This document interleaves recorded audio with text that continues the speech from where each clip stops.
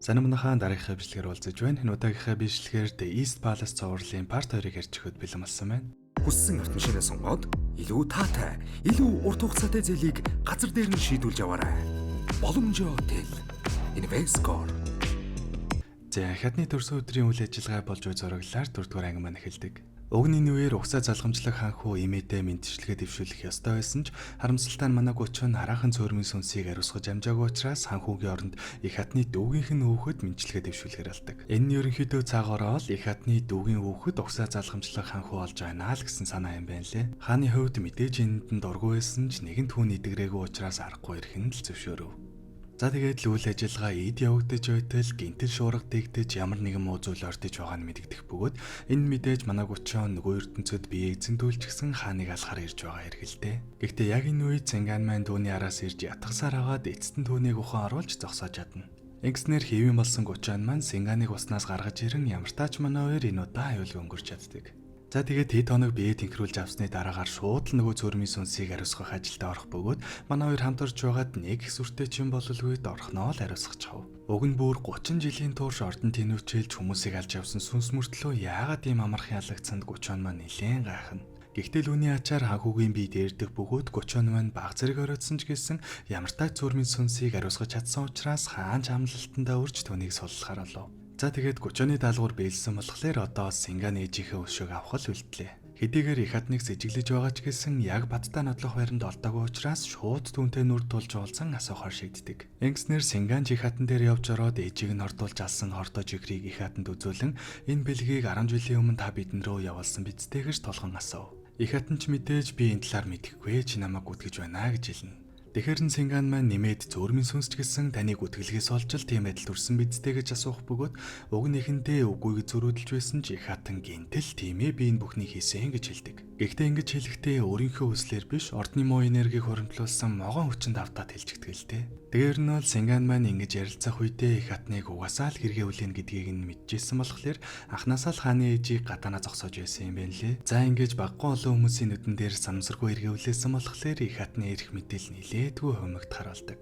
Харин хооронд гүчэн маань ордныг орхиж байх бөгөөд яг явах гэж байх үед нь нөгөө гомогсоолыг ордны муу энергитэй могоо залхих гэж байгааг нь хараад авардаг. Тэгээд зогсохгүй өөрийнхөө энерги хүртэл түүнд өгч туслав. Уг нь бол гүчэн маань энэ гомогсоолд дургүй байсан ч нөгөө ертөнцид байх үед нь туслах гэж оролдсон болохоор дуртай дургүй л хариуг нь барьж байгаа нь л дээ. Үүний дараагаар Цанган маань хаантай уулзах үедээ гүчэн цөөрмийн сүнсийг маш амархан ариусгасан нь үнэхээр сонирн байна. Энэ бүхний ард цөөрмийн сүнс байсан гэдэг нь яг баттай юу? Өмнөх ханхуунаар яг яаж үд тулцгаасан юм гэж асуухад хаан нэлээд сонирн болсноо бүгдээрээ цөөрмийн сүнсний хараалаас олж өгсөн гэж ууртаагаар хэлчихэд яваад өгөв.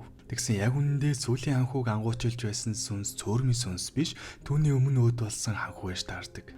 Яг яагаад ингэж өөрийн удмаа харааж өгснийг нь мэдэхгүй ч эцэст нь ингээд сүүлчийн ханхуу руу дахин дайралт ирснээр ханхуу аавынхаа хар дээр үд болдог. Ингэснээр манай гүчэн дахин аюултай байдалд орох бөгөөд уг нь Цангантай хамт зогтъё гэсэн ч Цанган энэ бүхний учрыг олох хүртлээр явахгүй гэж хэлдэг. Тэгвэл нь бол гүчэн ганцаараа чамаагүй зогтааж болох байсан ч гэсэн өөрийнх нь амийг хэд хэдэн удаа аварсан Цанганыг орхиж чадалгүй түүнтэй хамт үлдээж жинхэнэ сүнсний учрыг олохоор болов. Гэхдээ одоо бол өмнөх шиг ордонд чөлөөтэй явж чадахгүй учраас хүснээрээ нөгөө ертөнцөд очиж чадахгүй. Тиймээс Цанганы эмээгээс нь гуйж байгаад нэг газарт ногдож өөрийгөө цоожлуулдаг. Ингэж өөрийгөө битүүмжилж удаанаар өлсөж өгснээр нөгөө ертөнцөд очихдоо арай илүү хүчтэй гэхүү нэг тийм муу ёрын сүнсэл болдго юм байна лээ. Тэгээ угаасаа л нэгэнд голж ивж өгч чадахгүй учраас аргагүй ирэхэд л энэ аргыг ашиглахаар болдог. Харин энэ хооронд Цанган хаантай уулзан ордонд одоо хүртэл сүнс байсаар л байна. Тиймээс гүчөнийг дахин сүнс айлуулахыг зөвшөөрөөч гэж ядгах бөгөөд хаан бол нэгэнд бүтлгүүцсэн учраас дахиж боломж олохгүй гэж хэлдэг. Тэгсэн манай хүн уурандаа бүр давраад анхнаасаа л ерөн цөөрмийн сүнс гэж байгаагүй та энэ бүхний ард байсан мэдтэйгээ тэлээд хайчихав. Үнэхээр л аав нь бүх ханхуу нэрийг алж энэ хаан ширээнд суусан гэж бодож байвал өөрийг нь ч гэсэн юм чинээ бодохгүй ална гэж бодлого бас л тэнэг үйлдэл гаргадаг л да. Тэгсэн аав нь энэ үгэнд нь маш их уурлаж өстой яг л хөнөөх юм байхтаа гэсэн чинь зүгээр л түүнийг нэг өрөөнд хорхор болдог. Үүний дараагаар нэг тосхон талбар төвчин гарсан талаар мэдэрэх бөгөөд хаан тийшээ өөрийн биеэр очиж үзэхдээ Цанганыг дагуулад яв. Ер нь нэх удахгүй ингэж гаргачих байсан юм бол анхнаасаа агч чорсын шалт тэнэг. За тэгээ явж очиод үзтэл нөхцөл байдал нэлээд өндөрсөн байгааг нь харсан хаан шууд л ордон руугаа буцаж яралт арах хэмжээ авахар шийддэг. Тэгснэ түүний авж байгаа арга хэмжээнд шууд тосгоны бүх хүмүүсийг устгалд оруулахар болдог. Уг нь тосгон Цэнганы хажууд байх үедээ энэ тосгоны хүмүүст яралтаа туслахгүй болохгүй энэ төргээл гоё юм яриад байсан чинь яг үндэ ингэж л тосолдог. За бичлэгнийхэн дундуур гясны хэрэгтэй мэдээлэлд олгаадахыг та хэд мэн алгасалгүйгээр хэдхэн секунд гаргаад сонсоод үзээрэй гэж гуйж байна. Манайхан дундаас өөрийн унаж байгаа автомашинаас олох эсвэл шинээр автомашин худалдаж авахар төлөвлөж байгаа хүн байх юм бол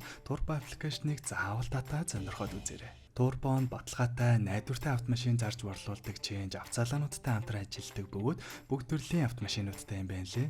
Мөн хэрэглэгч та өөрийн унаж байгаа автомашинаач гэсэн Turbo аппликейшнд бүртгүүлээд зарах боломжтой. Дан ганц зар үзэх харах биш, Turbo-д бүртгэлтэй автомашинуудаас сонгон зээлийн хүсэлтэд захимаар илгэн хариугаа авах боломжтой.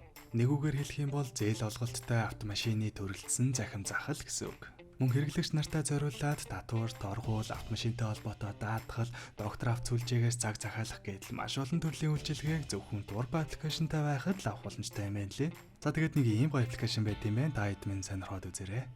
Гэнтийн хэрэгцээ бүрт тохирсон илүү хурдан, илүү найдвартай шуурхай зээлийг газар дээр нь шийдүүлж яваарай. Боломжоо тэл. Invesco. За харин энэ хооронд Гучан маань Цэнганы эмээтэй хамтарч хорон сүнс олж хувирсан ханхугийн талаар мэдээлэл цуглуулах бөгөөд түүнээс үлдсэн захиануудыг ашиглан ариусгах ажилдаа бэлцээр л байдаг. За тэгээ энэ ажил нь ч нэлээд дажгүй явж байтал нөгөө их хатны бөөгийн ачаар манай Гучаны хаан нуугдж байгааг нь бариад авчихдаг. Ингэснээр хаан шууд л түүнийг цааш нь харуулах гих тушаал өгөх бөгөөд үүнийхээ дараагаар хааны би гинтэл муудаж шууд лифтерд оров.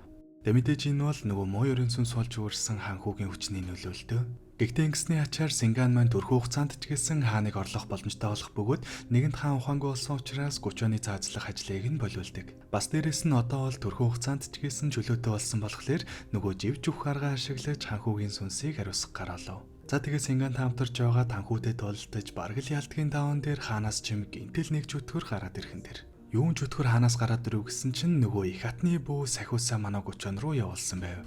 Ингэснээр тэдний хооронд нэлээд ширүүн тулаан болж өрнөх бөгөөд эцэст нь манай хүн хариугүй ялагддгийн даваан дээр нөгөө л нэг комоксал маань дахин нэг удаа гарч ирж манай хүнд тосолдог.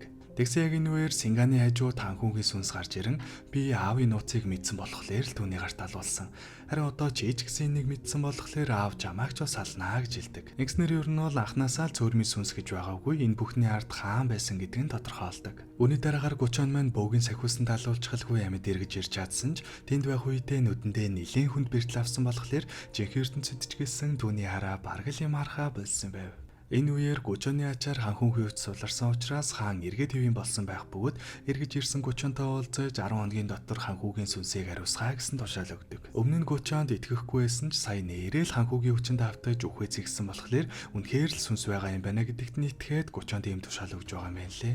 За үүний дараагаар Гучан маань Цэнганыг ухаангүй өвтөж байхыг нь олох бөгөөд ханхугийн сүнс чамд чиглэсэн байж магадгүй юм байна гэж хэлдэг. Уг нь манай Гучан сүнс харддаг мөртлөө яагаад чиглэсэн эсхийг нь баттай хэлж чадахгүй байгаа юм бол гэсэн чинь хараа муудахын хэрээр сүнс харах чадвар нь ч гэсэн байхгүй болчихсон юм байна лээ. Гэхдээ үүнээс гадна хамгийн гол нь 30 жилийн өмнөөс эхэлсэн энэ бүхэн сүнсний араал биш, яг үнэндээ аавынх нь хийсэн зүйл гэдгийг нь мэдсэн талаараа Гучанд хэлдэг. Тийм болохоор одоо бол ханхугийн сүнсийг ариусгасан ч гэсэн биднийг амьд үлдээнэ гэж байхгүй, хоёулангийн ашиглаж дуусаад л хэрэггүй болсон гэж үзвэл юу ч бодлогүй хөнөөхөн тодорхой. Тиймээс хурдхан шиг энэ бүхэн аавынх нь хийсэн зүйл гэдгийг нотлох хэрэгтэй гэж хэлдэг. Гэхдээ эхний ээлжинд Гучан маань нөгөө бөөтөө уулзаж байж хараагаа эргүүлж авах боломжтой юм байна лээ. Тиймээс Цэнган маань шууд их хатантай очиж уулзаад нөгөө бөөгийн талаар нь асуув.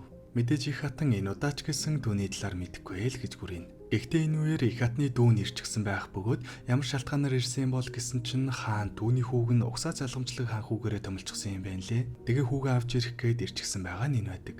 Анхнаасаа л энэ бүхэн дургүй байсан хаан гинтэл ийм шийдвэр гаргасан нь түүний хүүг хортуулж алаад нөгөө л нэг сүнс рүүгээ чихэх гэж байгаа гэдэг нь тодорхой. За үүний дараагаар нөгөө их хатны бөө бас нэг зан үйл үлдэж байгаад баггаан ч гэсэн харж байсан Гучаныг маань бүр огт тараагүй болгочихсон тэр. Ингээд огт юм харж чадгаа болсон Гучан маань Цэнганыг хамтдаа зугтаа гэж асуусан ч Цэнганы хувьд бол бүх үннийг илчилгээс нааш буцахгүй л гэж хэлдэг. Тэгснээ нэгэнт чи хүчээ ашиглаж чадахгүй болсон учраас би өөрийн биеэ ашиглуулад чамаагүй энэ бүхнийг илчилнэ гэж хэлээд яваад өгдөг. Энэ хооронд их хатан гинтэл өнгөрсөн болон одоо олж буй зүйлсийг эргцүүлж байгаад энэ бүхний ард анхнаасаа л сүнс биш хаан байсан юм байна гэдгийг нь олж мэддэг. Учир нь түүний хувьд ордны бүх сүнснүүд байхгүй болсон гэж бодож байгаач хаан болон Синган хоёрын бие базаахгүй харагдаж байгаа нь тэднийг ямар нэгэн хорон сүнс хараж байгаа юм байна гэж боддог. Тэгээ мэдээж зөв зүгээр байж байгаад л хааныг хэн нэгэн ингэтлээ их үзээ ядна гэж бол байхгүй. Дээрэс нь тэр 30 жилийн өмнө яагаад хаан л ганцаараа энэ хараалд өртөөгөө зэргийг нь бодож үзэхэд угаасаа л хаан энэ бүхний ард байсан гэдг нь тодорхой болдог.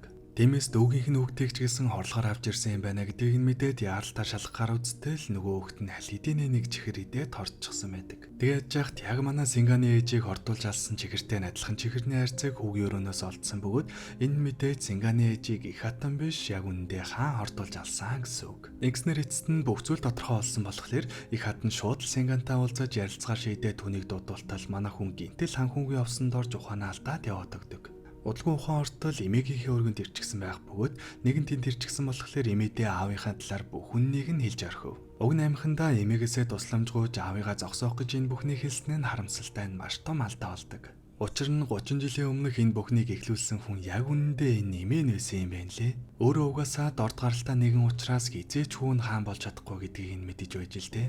Гэхдээ хэрвээ бусад хаан хүүнээр өгч ихвэл дорд гаралтай байсан ч гэсэн хааны цустай учраас эцэст нь хаан болж чадна гэдгийг ч гэсэн мэдчихсэн учраас хүүгээ хаан болохын тулд бүх хаан хүү нарыг хордуулж алсан байдаг. Тэгээ угаасаа ийм ээжийн гар дээр өссөн хаан эцэст нь яг л ээжигээ аратан болж авирсан бөгөөд замтан цаад болсон хүн өөрийнх нь хүүхэд байсан ч гэсэн зайлуулахаас буцахгүй нэгэн болсон байдаг. Мөн дээрээс нь манай Синганы ээж ч гэсэн энэ эмээгийнх нь хорон ажил хийдэг гэдгийг нь мэддэг. Тэгээд зогсохгүй бүр доор нь ажилдаг байсан юм байна лээ. Гэхдээ тэгээд эцэст нь бүх зүйл өөрийнх нь хүслээр болж хүүн хаан ширээнд цуусны дараа өөртөө тусалж байсан бүх хүмүүсээ амаалдуулахгүй тул цааш нь харуулсан байдаг. Мэдээж тэдний нэг нь манай Синганы ээж.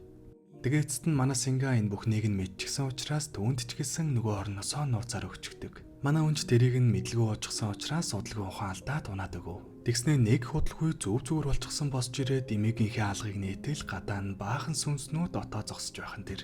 Энэ эмгэгний хувьд угаасаа л зөндөө хүн хорлож цааш наруулсан болохоор хорон сүнснээс байнгын хамгаалттай өрөөнд амьдардаг байсан юм байна лээ. Хамгийн гол нь манай хүн бас яаж зүгээр босоод ирэв гэсэн чинь ханхүүд өөрийнхөө биеийг эзэмших эрхийг өгчихсөн бөгөөд нөгөө хүн Синганы биед орсон даруйдаа эмээгийнх нь өрөөний хамгаалтыг нь устгаад бүх хорон сүнснүүдийг эмээрүүнд дайруулж хайчаад яваад өгдөг. Үүний дараагаар удалгүй 30 он маань Синганыг хайж явсаар байгаа дэмээ дээр нэртэл хорон сүнснүүдийн дайралтанд өртөөж амьд өгтөл мэтэл болсон байв. Гэхдээ хамгийн гол нь Синган маань ханхууд эзэмдүүлсэн чихтэй хаашаа ч юм бэ яваад өгсөн байдаг. Ингэснээр 30 он маань аргагүй эрхэнд эрсдэлтэй арга ашиглан үхсдийн ертөнц рүү явахаар шийддэг. Өөрийнхөө хуулбарыг Синганы туслахаар ордны энэ тэндгүү байрлуулж агаад нөгөө ертөнцид байсан нэг жүтгэртөд тулдаж түүний нүдийг нь авахар шийдсэн юм байна лээ. За тэгээд түүний төлөвлөгөөч амжилттай бүтснээр нөгөө мангасынхаа нүдийг авч эцэст нь хараатай болж чаддаг. Харин энэ хооронд Синганы биеийг эзэмсэн ханхүү шууд хааныг алахаар явж байх бөгөөд хараатай болж чадсан 30 он маань түүнийг зогсоохоор нүур тулж буугаар 6 дугаар анги манд дуусдаг.